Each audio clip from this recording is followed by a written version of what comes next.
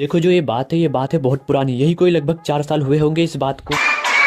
साल 2021, तब के समय में 12th क्लास में था और तब मेरी जिंदगी कोई आम जिंदगी नहीं थी, क्योंकि तब तक मेरी लाइफ एक सास बहू का सीरियल बन चुकी, जिसमें रोज डेली एक क्लाइमेक्स होगा और रोज डेली एक सस्पेंस आएगा। लेकिन कुछ भी कहो, जिंदगी के असली मजे मैं ही ले रहा था। लेकिन मजे मजे में मैंने जो अपनी लाइफ में स्ट्रगल देखा था ना, शायद वो अब मैं कभी ना देख पाऊं। लेकिन फिर भी तब तक मेरी जिंदगी सिनेमा बन चुकी। बेंचो ऐसा लगता था किसी ने 24 घंटे की एक मूवी को लूप पे लगा दिया। वही रोज का सुबह 6 बजे उठो, नहाओ, खाओ पियो और सुबह 8 बजे स्कूल जाओ, और स्कूल में घुसते ही भोसड़ी के लड़ने लग जाते थे। रोज लड़ाई सिर्फ इस बात के लिए होती थी कि आगे कौन बैठेगा, और इस पूरी लड़ाई में तुम्हारा भाई सिर्फ लड़ाई को एंजॉय करने का काम करता था। मैं एक ऐसा बंदा था जिसको कि लड़ भी फर्क नहीं पड़ता कि स्कूल में क्या हो रहा है। कोई आगे बैठने के लिए लड़ रहा है तो लड़ो, क्लास में कोई कांड हो जाए तो हो जाने दो, सब आपस में लड़ाई कर रहे हैं तो लड़ने दो। मतलब तुम्हारे भाई को लौड़ा भी फर्क नहीं पड़ता था कि क्लास में क्या हो रहा है, क्योंकि बिग बेंचर जो ठहरे, क्योंकि हमारे आगे जो बैठते थे उसमें एक रो में लड़कियां बैठती थी और एक रो में लड़के। कभी कभी तो लड़का लड़की में लड़ाई होती थी और कभी कभी तो लड़की लड़की में। लेकिन देखो सारी दुनियादारी एक तरफ, लेकिन जो ये लड़ाई थी ना, ये लड़ाई अटल सत्य, और जो ये लड़ाई है ना, ये लड़ाई रोज डेली होती। अब देखो ये सब होने के बावजूद मैं क्लास का एक लौता ऐसा लड़का था जो लास्ट में बैठने के बावजूद आगे वालों से ज्यादा नंबर लाता था। और इसी के साथ साथ मेरे दोस्त और मैं, हम लोग पूरे स्कूल में फेमस थे, पढ़ाई के लिए नहीं, हमारी हरकतों। जब भी स्कूल में कोई जूनियर आता था या आती थी तो रिवाज था कि सबसे पहले उनको हमारी स्टोरी सुनाई जाए, क्योंकि जो कांड हमने किए थे ना, उन कांडों को करने के लिए जेम्स बॉन्ड का दिमाग चाहिए, क्योंकि बिना सबूत छोड़े जितनी तगड़ी प्लानिंग हम लोग करते थे ना, उतनी तगड़ी प्लानिंग आज तक कोई नहीं कर पाया। और हमारे उन्हीं कांड में से 2 कांड तुम्हें मैं आज सुनाता हूं। लेकिन तुमसे एक रिक्वेस्ट है कि प्लीज इसको रियल लाइफ में ट्राई करने की कोशिश मत करना, वरना स्कूल वालों के द्वारा तुम्हारी आंट और गांड दोनों काट दी जाएगी। ये बात तब की है जब दिवाली की छुट्टी को मात्र 2 दिन बचे थे और हमारे पास मात्र 2 दिन का टाइम था। कुछ तूफानी करना है तो कुछ ना कुछ तो प्लान करना ही होगा, क्योंकि हमारी स्कूल ऐसी स्कूल थी जहाँ पर दिवाली की छुट्टी 7 दिन की मिलाकर, और अगर बीच में शनिवार संडे आ जाता है तो वो छुट्टी 10 दिन की हो जाएगी। और इसी बीच हमारे क्लास के जो बंदे थे उन्होंने प्लान बनाया कि चलो भाई क्यों ना कुछ तूफानी किया, और फिर इन भाइयों को चुलमची कि हम लोग स्कूल में जाकर के पटाखे फोड़ेंगे। लेकिन पटाखों को स्कूल के अंदर ले जाना भी पॉसिबल नहीं था और उनको फोड़ना तो और भी पॉसिबल नहीं था। और इस इम्पॉसिबल को पॉसिबल करने के लिए तुम्हारे भाई को स्पेशली घर से उठा के स्कूल लाया गया था। बकायदा भोसड़ी वाले कार लेकर गए थे और खिलाते पिलाते हुए स्कूल लेके आए थे। मैं मानो इंसान ना हुआ, जेम्स बॉन्ड हो गया था मैं उस समय का। तो ये सब चल ही रहा था कि तुम्हारे भाई को एक घोपचे में जाकर बैठा दिया कि जा भाई वहाँ पे बैठ और आराम से सोच कि अब तू क्या कर सकता है। ऐसी कोई तरकीब निकाल के जिससे हम स्कूल के अंदर पटाखे फोड़ सकते हैं। तो पहली ये प्रॉब्लम थी कि स्कूल के अंदर आखिर पटाखे आएंगे कैसे। उसके बाद तुम्हारे भाई ने एक बहुत तगड़ा प्लान बनाया। उसके बाद हुआ ऐसा कि हमने हमारे ग्रुप के 3 बंदों को एक काम सौंपा कि तुम्हें आज रात 12 बजे स्कूल की छत पे पटाखे फेंकने। लेकिन उनको फेंकने का ये एक तगड़ा स्टाइल था। उनमें से बहुत सारे लोगों को ये पता होगा कि लड़ क्या होती है। लड़ जो लोग इंदौर में रहते हैं वो लोग जानते हो, वो कुछ इस तरह की होती है जो तुमको स्क्रीन में दिख रही है। जो ये लड़ थी ना, इसका एक हिस्सा हमने धागे से बांधा, धागे का दूसरा हिस्सा हमने पत्थर से बांध दिया, और जो पत्थर था उस पत्थर को हमने स्कूल की छत पे फेंक दिया। अब इंतजार था सुबह होने का, और इंतजार करते करते सुबह भी हो गई। अब सुबह सुबह दिक्कत ये थी कि ऊपर जाकर उस धागे को खींचेगा कौन, तो उसके लिए हम राइट टाइम का इंतजार कर रहे थे, क्योंकि हमें पता था कि जब लंच होता है तब सब लोग नीचे चले आते हैं और ऊपर कोई नहीं होता। तब हम धागे को नीचे से खींचकर जो लड़ नीचे बिखरी हुई पड़ी थी उसको ऊपर ला सकते हैं, और जैसा हम लोग चाह रहे थे वैसा हुआ भी। वैसे अगर देखा जाए तो हमारी किस्मत हमेशा गधे के लड़ से लिखी हुई होती है, लेकिन शायद उस दिन गधा दिवाली की प्लानिंग कर रहा था, इसीलिए हमारा सारा काम बहुत इजीली हो गया। लेकिन देखो मेन मुसीबत अब यहाँ पे थी कि पटाखों को जलाया कैसे जाए। अगर हम जलाने जाएंगे तो 5 से 10 सेकंड में ऑटोमेटिक फट जाएगा, और स्कूल की रूफ से क्लास तक आने में हमको कम से कम 2 से 3 मिनट चाहिए। फिर क्या था, तुम्हारा भाई घर से अगरबत्ती लेकर आया था। अगरबत्ती समझते हो ना, ऐसी होती है अगरबत्ती, और उस अगरबत्ती को ले जाकर के हमने दीवालों की दरारों के बीच में अटका दिया। मतलब जो लकड़ी होती है उसको हमने दीवार में अटका दिया, और जो काला वाला हिस्सा होता है जलने वाला उसको हमने बाहर कर दिया, और जो अगरबत्ती का एंड था उसमें जो पटाखे की जो सुतली थी उसको ले जाकर के हमने बांध दिया, और फिर हमने अगरबत्ती के मुंह पर आग लगाकर उसको छोड़ दिया। और ये एक तरह से अब एक टाइम बॉम्ब बन चुका था, और अब हमें 2-3 मिनट नहीं पूरे 15 मिनट मिले थे ऊपर से नीचे आने के लिए। हम बाकायदा रूफटॉप से नीचे भी आ गए, क्लास में भी बैठ गए, टीचर भी आ गए, और हमारा लंच भी खत्म हो गया। और वो लेक्चर था हमारा फिजिक्स का, और हमारी फिजिक्स वाली टीचर हमको पढ़ा ही रही होती है कि एकाएक पटाखे फूटना चालू हो जाता, और वो थोड़े बहुत नहीं पूरे 10,000 पटाखों की एक पूरी लड़ थी, और उस भयंकर आतिशबाजी ने पूरे स्कूल को हिला करके रख दिया। सभी टीचर अपने काम को छोड़कर क्लास से बाहर आ गए थे, लेकिन जो टीचर हमें पढ़ाने आ रहे थे उनको कहीं ना कहीं ये बात पता थी कि ये काम यही लोग कर सकते। लेकिन जिस समय ये पटाखे फूटने की घटना, उस समय तो हम क्लास में ही बैठे थे, तो किसी के पास कोई प्रूफ भी नहीं था और बोलने का मौका भी नहीं था कि हमारे ऊपर कोई ब्लेम डाला जा सके। और जो हमारी क्लास थी वो भी हमारा बहुत सपोर्ट करती थी। सबने मना कर दिया, बोले यार ये तो हमारे साथ थे लंच में, ये तो फोड़ ही नहीं सकते पटाखे। लेकिन जो हमारे कंप्यूटर वाले सर थे उनको पूरा डाउट था कि ये काम मेरा ही किया हुआ है। और हमारे मैथ्स वाले सर कुछ ज्यादा ही फ्रेंडली थे मुझसे, आते थे चुपके से पूछते थे कि भाई चुपचाप बता दे किसने किया ये। और उनका इंटरेस्ट इसमें नहीं था कि ये काम किसने किया, उनका इंटरेस्ट इसमें था कि आखिर ये काम किया तो किया कैसे। और हमेशा की तरह हम सर को बैठाते थे और पूरी स्टोरी सुनाते थे, जैसे मैं अभी तुम्हें सुना रहा हूँ। लेकिन स्कूल का जो मैनेजमेंट था वो हमको हमेशा माफ किया करता, क्योंकि हमारी कभी भी कोई शैतानियां हुआ करती थी तो उससे कभी भी किसी को कोई नुकसान नहीं पहुंचता। और ऐसा भी नहीं था कि हम लोग पढ़ने में बहुत कमजोर थे, हम हर काम को सही समय आने पर करते थे और पूरी प्लानिंग के साथ करते। और अब ये सब प्रोग्राम खत्म हुआ ही था कि हमारी छुट्टियां लग जाती है, और एक स्टूडेंट की जिंदगी में गर्लफ्रेंड से ज्यादा इंपॉर्टेंट हॉलीडेज होते हैं। और हमारे जो हॉलीडेज थे वो हमारे मामा के घर भी थे, क्योंकि मेरे जो मामा थे वो हमारे घर से करीबन 10 किलोमीटर दूर रहे। 10 भी बहुत ज्यादा बोल दिया मैंने, करीबन 5 किलोमीटर रहा होगा। मतलब कि मैं और मेरा छोटा भाई घूमते फिरते बातचीत करते लोगों से मिलते मिलाते हम लोग मामा के घर पहुंच जाते। और अगर तुम डिस्टेंस से देखो तो मेरे घर से मेरे मामा घर पे जाने में लगभग 10 मिनट का रास्ता पड़ता है और मैक्स टू मैक्स 15 मिनट मान के चलो 15 मिनट लगेंगे तुम्हें मेरे घर से मेरे मामा के घर पे जाने में। लेकिन हम दोनों भाइयों को जाने में कम से कम 2 घंटे लगते, क्योंकि हम लोग जाते थे तो हम लोगों को रास्ते में एक मंदिर पड़ता है, तो पहले हम लोग वहाँ पे रुकते हैं, दोस्तों से मिलते हैं, पुजारी से मिलते हैं, बाकी लोगों के मजे लेते हैं और फिर वहाँ से हम लोग जाते हैं। क्योंकि हम लोग उनके लाडले थे तो प्रसाद हम लोगों को थोड़ा ज्यादा मिलता था, मतलब कि फल फ्रूट जो भी होते थे हम लोगों को थोड़ा एक्स्ट्रा देते थे वो लोग। और फिर ये सब क्लियर होने के बाद हम थोड़ा और आगे बढ़ते थे तो आगे बगीचे आते थे और बगीचों में थोड़ा बहुत टाइम स्पेंड कर कुरा कर, क्योंकि वहाँ भी खाएंगे नहीं तो मजा नहीं आएगा। मतलब कि हम लोग घर से खाली पेट निकलते थे और वहाँ पे रास्ते में जाकर के हम लोग अपना पेट भरते थे, लेकिन वो चीजें हम लोग खरीद कर भी खा सकते, लेकिन जो मजा ये सब कर खाने में है ना वो मजा किसी चीज में। तो मैं, मेरा छोटा भाई, हमारे कुछ दोस्त हम लोग मिलकर यही सब कुछ किया करते थे और हमें वहाँ पर कोई मना भी नहीं करता था, क्योंकि वहाँ पर इतनी ज्यादा अमाउंट में चीजें थी कि अगर हम 1-2 तोड़ भी लेंगे तो वहाँ पर उनको कोई इतना फर्क नहीं पड़ेगा। यूँ कह लो कि इंदौर एक ऐसी सिटी है जहाँ पर आपने अगर फल तोड़े कुछ भी किया तो वो कुछ नहीं करेगा, मतलब कि फल तोड़ना मना नहीं, लेकिन अगर आपने वहाँ पर गंदगी की तो आपको बहुत डांट सुनने को। तो हम लोगों ने चुपचाप 4-5 फल तोड़े, अपना काम किया और वहाँ से निकल लिए और फिर जैसे तैसे घूमते फिरते हुए आराम से मजे करते हुए हम लोग अपने मामा के घर पहुंच गए। और हमारे जो मामा के घर है वो एक ऐसी जगह पर जहाँ पर जंगल ही जंगल है, मतलब बहुत ज्यादा हरियाली है वहाँ पर। कहने को तो वो एक रेसिडेंशियल एरिया है, मतलब कि ऐसा एरिया जहाँ पर सारे बड़े बड़े अधिकारी, मतलब कि गवर्नमेंट ऑफिशियल्स रहते हैं, मतलब ऐसा एरिया जहाँ पर सारे बड़े बड़े अधिकारी, कमिश्नर, कलेक्टर सब वहीं पर रहते हैं, मतलब कि जो इंदौर के सारे टॉप गवर्नमेंट ऑफिशियल्स है वो सारे आपको वहीं पर देखने को मिले। लेकिन उनका जो एरिया था ना वो इतना घना एरिया था कि मतलब कि जंगल ही कह लो उसे एक तरह से। और साथ में वहाँ पर हम लोगों को खेलने के लिए ग्राउंड भी था, तो फिर क्या हम लोगों को ग्राउंड मिल गया खेलने के लिए और क्या चाहिए। और जब हम लोग 18 साल के थे, मतलब कि 12 में थे, उस समय क्रिकेट का बहुत ज्यादा क्रेज था, मतलब कि इतना क्रेज था कि लोग खाना पीना छोड़ करके क्रिकेट खेलते थे। और आज 2 साल हो गए और 2 साल से मैंने एक बार भी क्रिकेट नहीं खेला, और यही कारण है कि रियल लाइफ गेमिंग तुम्हारी ऑनलाइन गेमिंग से कहीं गुना ज्यादा अच्छी है। और क्रिकेट के बहाने थोड़ा बहुत अपनी क्रश को भी देख लिया करते थे। अब दिवाली थी तो हम लोगों को थोड़ी शॉपिंग भी करनी थी। अब लड़कों की शॉपिंग वही होती है पटाखों वाली, क्योंकि जब हम लोग छोटे थे तो पटाखे बहुत लिया करते थे। तब मुझे घर से मिले थे 500 रुपए और सेम उतना ही अमाउंट मेरे मामा के लड़के को भी मिला था और मेरे छोटे भाई को। और हमारे घर से यही कोई 20 या 30 किलोमीटर पड़ता है। राऊ राऊ एक ऐसी जगह है जहाँ पर आपको मतलब कि सबसे सस्ते पटाखे मिल जाते हैं और वहाँ हम जाके पटाखे लेते हैं, क्योंकि ऐसा कहा जाता है और लोग कहते हैं कि वहाँ से बेस्ट पटाखे आपको पूरे इंडिया में कहीं नहीं मिलेंगे, चाहे आप बात कर लो रेट की या बात कर लो क्वालिटी की। तो यही कोई शाम के 7 बज रहे होंगे और हम लोग घर से निकलते हैं पटाखे लेने के, तो यही 9:30 या 10 बज रहे होंगे तब हम लोग घर वापस आ जाते हैं, क्योंकि घर वालों ने हमारी एक टाइम लिमिट सेट कर रखी थी कि तुम्हें ठीक 11 बजे से पहले घर के दरवाजे पे आके खड़ा होना है। और सेम हमने वैसा किया भी, हम लोगों ने ठीक 10:30 बजे घर के सामने आके गाड़ी खड़ी कर दी और आते ही पहला काम यही था कि चलो भाई देखते हैं कि हमने क्या कुछ कितनी चीजें आज खरीदी, और साथ में थोड़ी माइक टेस्टिंग भी कर ली जाए कि थोड़ा देख लिया जाए कि कौन सा बम कितनी आवाज करता है। और तब के टाइम में मार्केट में एक अफवाह थी कि जो चिड़िया बम होता है इसको फोड़ने पर चिड़िया की आवाज निकल, लेकिन जब हमने पटाखे फोड़कर देखे तो ऐसा कुछ हुआ ही नहीं, मतलब कि कुछ भी नहीं हुआ, नॉर्मल से आवाज आई और बस खत्म। और ये सब प्रोग्राम हो ही रहा था कि फिर लड़ाई झगड़े चालू हो गए बच्चों, क्योंकि यहाँ पर 2-3 बच्चे बोल रहे थे कि हम लोगों को मूवी देखनी, नाटक देखनी है, और कुछ लोग बोल रहे थे कि हम लोगों को सास बहू का सीरियल देखना है। और देखो ये जो लड़ाई होती है ना, ये लड़ाई वर्ल्ड वॉर 2 से कम नहीं है। रिमोट का जो स्ट्रगल होता था ना, बेचारा रिमोट भी सोचता होगा भाई कहाँ आ गया मैं, किन हाथों में आके फंस गया मैं। मतलब यूँ कह लो कि दिन में क्रिकेट की बॉल फेंकते थे और रात में रिमोट। एवरी मंथ घर में कम से कम 5 से 6 रिमोट आते थे हमारे। अब यही कोई प्रोग्राम खत्म हुआ होगा और यही कोई बजी होगी रात के 12:30। अब यही कोई मेरे मामा के घर से 500 मीटर की दूरी पर कोई पुल पड़ता है पुराना वाला, अब उस पुल को तोड़वा दिया गया, अब वो पुल नहीं है, वो पुल एग्जिस्ट नहीं करता। लेकिन बहुत सारे लोगों का ये कहना था कि इस पुल में पास्ट में बहुत सारे लोगों का मर्डर्स हुआ और वहीं पर पास में एक बेर का पेड़ भी था, और कॉलोनी वालों की कंप्लेंट भी थी कि हमने यहाँ पर बहुत सारी मिस्टीरियस चीजें फील की है। तो ये जो कहानी मेरे मामा का लड़का सुना ही रहा था कि सब लोग बोले कि चलो भाई सो जाओ, सुबह उठते। तो जब हम लोग सुबह सोकर उठे तो हमारे दिमाग में एक ही बात चल रही थी कि क्या यहाँ पर सच में भूत होते हैं, और हमारी क्यूरियोसिटी इतनी बढ़ चुकी थी कि हम लोग ने प्लानिंग कर ली थी कि आज रात हमें कुछ भी करके भूत देखना। और ये बात है दिवाली के एक दिन पहले कॉलोनी के कुछ लड़के और हम लोगों ने दोपहर में बैठकर ये प्लान बनाया था कि आज रात हम लोग कुछ तूफानी करके रहे, और घर वालों को भी बोल देते कि हम लोग थोड़ा बाहर जाएंगे आज। तो घर वालों ने मना नहीं किया क्योंकि बहुत सारे लोग थे हम लोग साथ, और हम लोग लगभग रहे होंगे कम से कम 5 लोग। और मेरे मामा के घर के सामने जो बाउंड्री वॉल थी उसको क्रॉस करते ही आपको वो पुल दिख जाएगा। और फिर क्या था, पुल के सामने जो खाली घर पड़ा हुआ था वहाँ पर जाकर हम बैठ गए और इंतजार करने लगे, आखिर देखते हैं यहाँ पर होता क्या है, आखिर ऐसा क्या होता है यहाँ पर जो इतना इतना डर है। लेकिन वहाँ पर जो होता है ना वो मेरी लाइफ का सबसे भयंकर इंसिडेंट, वो इंसिडेंट इतना भयंकर था ना कि उसके बारे में मैं अगर आज भी सोचता हूँ तो मेरे रोंगटे खड़े हो जाते। और वहाँ पे जो 4 लोंडे मेरे साथ आए थे ना, उनमें से एक लोंडे को तो हॉस्पिटल में एडमिट करना पड़ गया था रात के 2 बजे लेकर गए थे हॉस्पिटल हम उसको। अब ये जो स्टोरी इसका सेकंड पार्ट अगले मंडे को देखने को मिलेगा। और अगर तुम चाहते हो कि स्टोरी वाला जो सेगमेंट है इसको मैं जारी रखूं, थोड़ा विजुअल इफेक्ट, थोड़ा बैकग्राउंड नॉइस, मतलब कि तुम्हें फील आए थोड़ा भुट्टा टाइप को, तो बता देना, जैसा मांगोगे वैसा मिलेगा। कमेंट बहुत जरूरी है, तुम्हारा कमेंट मतलब करके जा, क्या मैं इस वीडियो को कंटिन्यू करूँ या फिर क्या आगे मैं और कहानी तुम्हें सुनाऊं, या फिर जो भी तुमको लगे, मतलब कमेंट में बता तुम्हें वीडियो कैसी लगी। और हाँ, वीडियो को लाइक जरूर कर देना, रीच के लिए बहुत जरूर। और साथ में तुम्हें मिल जाएगा मेरे डिस्क्रिप्शन में इंस्टाग्राम का लिंक, तो जाओ उसे फॉलो करो, तुम भी खुश हम भी खुश, क्योंकि इंस्टाग्राम पर तुम मुझे टेक करके अच्छे सजेशन दे सकते हो, तुम्हारे सजेशन में सुनूंगा भी और अप्लाई भी करूँ।